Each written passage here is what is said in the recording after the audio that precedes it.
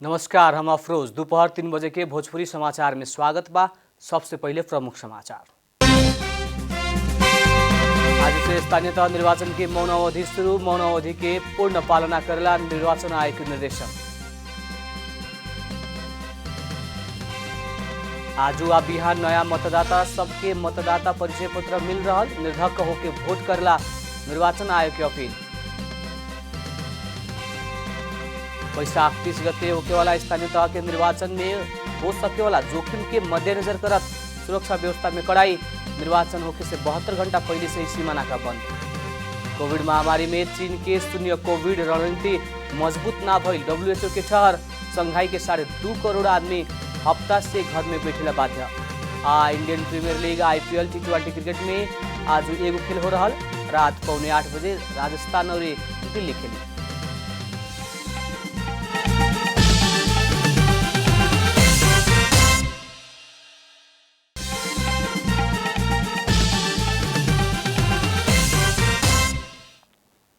अब पूरा समाचार। आज से स्थानीय तह निर्वाचन अंतर्गत के मौन अवधि शुरू भइल बाटे। मौन अवधि में केहू से भी निर्वाचन प्रचार प्रसार संबंधित कौन भी किसिम के क्रियाकलाप ना करे खातिर निर्वाचन आयोग आग्रह कैले बा। मौन अवधि में भौतिक रूप में मात्रे ना होके सामाजिक सञ्जाल मार्फत समेत मत मागे खातिर वा प्रचार करे के ना मिले के निर्वाचन आयोग के प्रमुख आयुक्त दिनेश कुमार थपलिया बतौले बारे।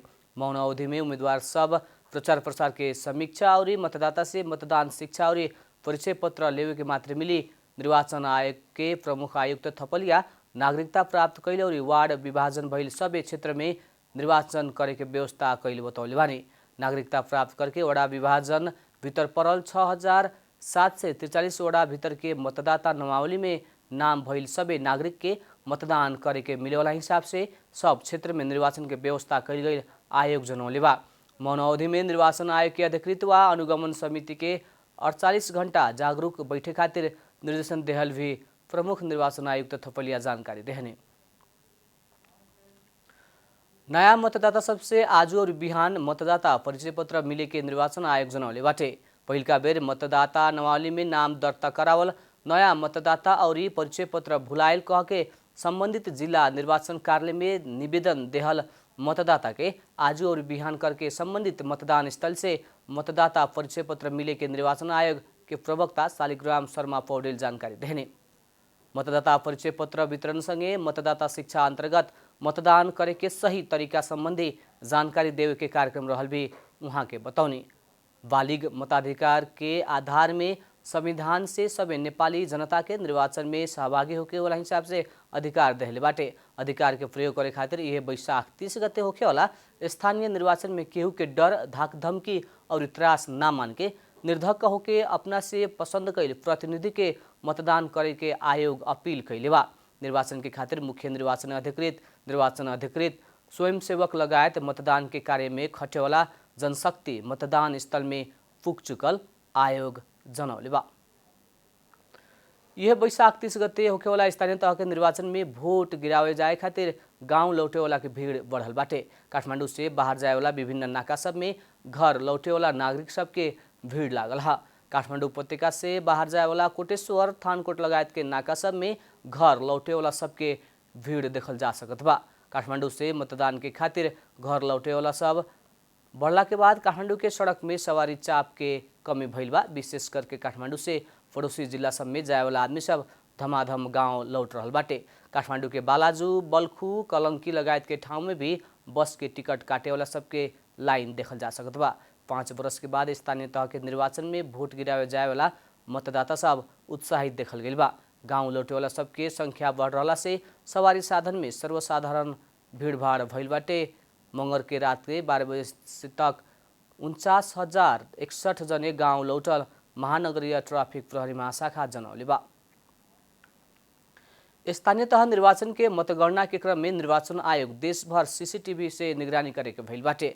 स्थानीय तह के मतगणना स्थल में केंद्र से ही CCTV कैमरा से निगरानी तैयारी कैल गई हुए निर्वाचन आयोग के प्रवक्ता शालिग्राम शर्मा पौडेल सबै पालिका के मतगणना स्थल में CCTV कैमरा जड़ान करके निगरानी तैयारी आगे बढ़ाओल गई जानकारी देने। देशभर के 753 गो पालिका के अनुगमन निर्वाचन आयोग से केंद्रीय कार्यालय से और बाकी पालिका से समन्वय करके बुध के और बिहवे तक में कैमरा जड़ान करे के तैयारी आगे बढ़ल आयोग जनौले बा। स्थानीय तह निर्वाचन के मौन अवधि मंगल के रात 12 बजे से शुरू हो चुकल बाटे। आयोग मौन अवधि में करे के मिले वाला आ ना मिले वाला काम बारे आचार संहिता जारी कर चुकल बा। भोजपुरी समाचार में अब छोट विश्राम।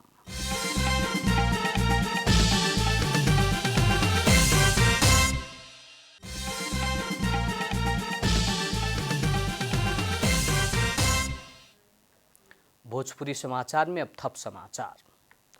बैशाख 30 गते होखेवाला स्थानीय तह के निर्वाचन में हो सकेवाला जोखिम के मद्देनजर करत सरकार प्रहरी के सुरक्षा व्यवस्था कड़ा बनौले बा। निर्वाचन के सुरक्षा के खातिर निर्वाचन होखे से पहले 72 घंटा पहले ही सीमा नाका बंद कइल गइल बा। संभावित जोखिम होखे ना देवे खातिर सुरक्षा व्यवस्था के कड़ा कइल गइल हा। विशेष करके नेपाल के मध्य प्रदेश में सुरक्षा थ्रेट रहल प्रहरी जनौले बा। मध्य प्रदेश में भय रहित मतदान करावे के खातिर सीमा नाका बंद कइल गइल बा। देशभर के मतदान केंद्र सब मध्य प्रदेश में रहल 1063 गो मतदान स्थल और 2099 गो मतदान केंद्र के अति संवेदनशील के रूप में वर्गीकरण करके सुरक्षा व्यवस्था कड़ा कइल गइल बा।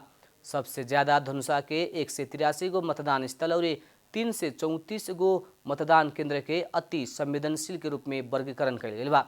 सप्तरी में 208 मतदान स्थल आ 380 मतदान केंद्र के अति संवेदनशील के रूप में वर्गीकरण कइल बाटे त सिराहा में 170 गो मतदान स्थल आ 382 गो मतदान केंद्र के अति संवेदनशील के रूप में वर्गीकरण कइल सुरक्षा रणनीति अनुसार प्रहरी परिचालन कइल गइल बा।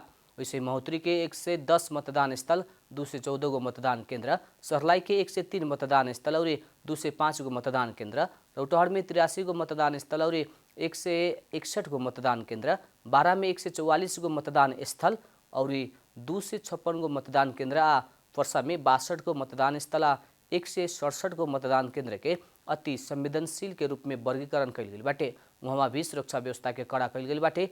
प्रदेश के 888 गो मतदान स्थल आ 1686 गो मतदान केंद्र के संवेदनशील रूप में वर्गीकरण कइल गइल हुए। जमा 2163 गो मतदान स्थल आ 4189 गो मतदान केंद्र रहल 212 गो मतदान स्थल और 404 गो मतदान केंद्र के सामान्य सुरक्षा राख के योजना बनावल गइल बा। स्थानीय तह निर्वाचन के खातिर व्यवस्थापन मिलावे खातिर ना सकला से कास्की में कर्मचारी सबके भीड़ लागल बाटे। कर्मचारी सब स्थानीय तह के निर्वाचन के खातिर चाहे वाला सामग्री लेवे खातिर कर्मचारी कम भइला से व्यवस्थापन करे ना सकल गइल कास्की के मुख्य निर्वाचन अधिकृत श्री कृष्ण भट्टराई जानकारी देहनी। वहाँ के 64 किसिम के निर्वाचन सामग्री बूझ के मतदान में खटे के शुरू कैल भी बतौनी। बुध तकले मतदान स्थल में पुग के वहाँ के आवश्यक तैयारी करे के जनौनी। निर्वाचन के खातिर खटल गई कर्मचारी सब स्वस्तिक छाप, लाहा, मतपेटिका सुरक्षा सील, स्टिकर, स्टैम्प पैड, मसी, मतपेटिका, मतपत्र, मतदाता परिचय पत्र लगायत के 64 गो प्रकार के सामान बुझल भी वहाँ के बतौनी। उसे प्रदेश निर्वाचन कार्यालय के प्रमुख होमनाथ पराजुली गण्डकी के 11 जिला में करीब 20,000 जने कर्मचारी परिचालन भइल बतौनी। वहाँ के प्रदेश के कुल 1253 गो मतदान स्थल में 2300 मतदान केंद्र तोकल गई जानकारी देहनी। निर्वाचन आयोग आचार संहिता उल्लंघन करे वाला के तत्काल कार्रवाई कर सके वाला हिसाब से 19 गो उच्च स्तरीय टोली गठन कैले बा। संवेदनशील स्थान में वैसन टोली परिचालन कैल गई आयोग जनौले बा। टोली निर्वाचन के असर ना परे वाला हिसाब से वीडियो छायांकन कर सके के भी जनौले बाटे। मौन अवधि में आम सभा, गोष्ठी, सम्मेलन, भोज भतेर, पैसा बाड़े वाला काम हुई त सामाजिक सञ्जाल में मिथ्या सूचना और द्वेषपूर्ण अभिव्यक्ति देवेला काम भइल ना भइल अनुगमन करी उ कार्य भइल मिलला पर तत्काल कार्रवाई करके आयोग के जानकारी करावे के अधिकार देहल गई आयोग जनौले बा। अब आर्थिक समाचार।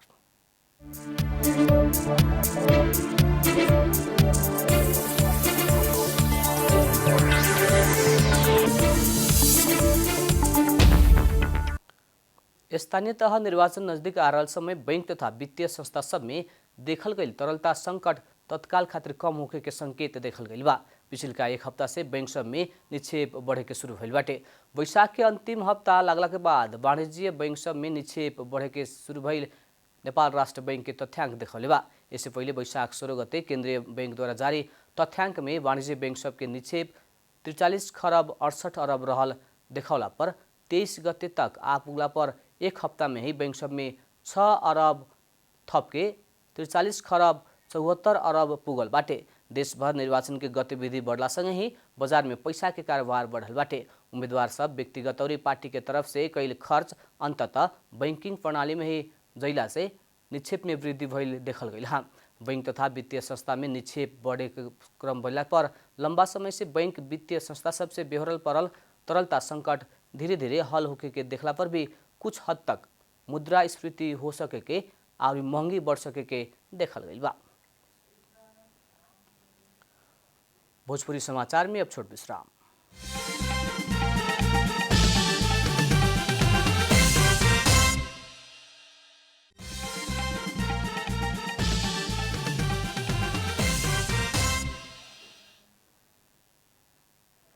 भोजपुरी समाचार में अब अंतर्राष्ट्रीय समाचार।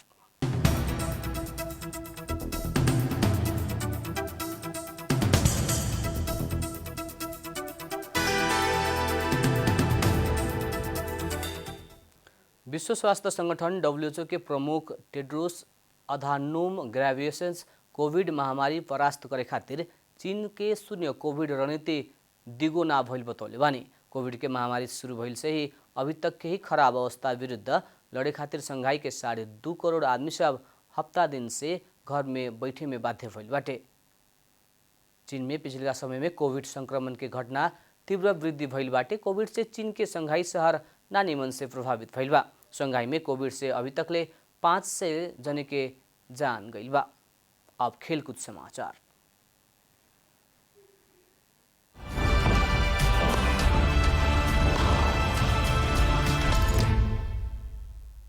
Indian premier league IPL T20 cricket अंतर्गत आज एक खेल होके भइल बाटे।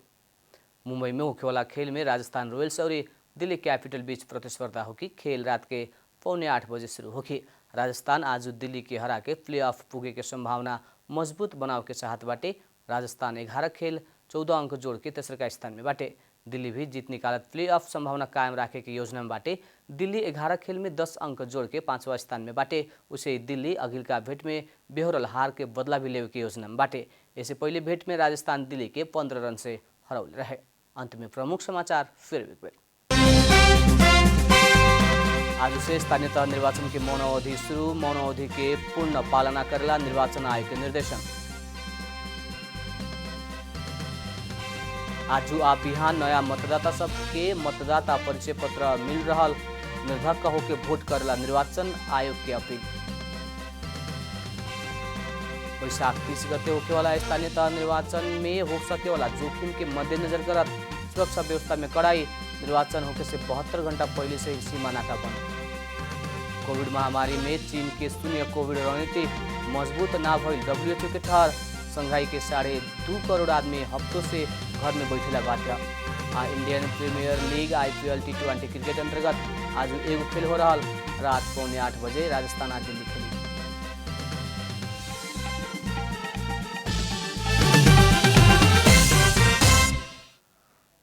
भोजपुरी समाचार अभी खातिर इतना ही। जनता द्वारा जनता खातिर प्रसारित जनता टेलीविजन देखत रही। प्रणाम।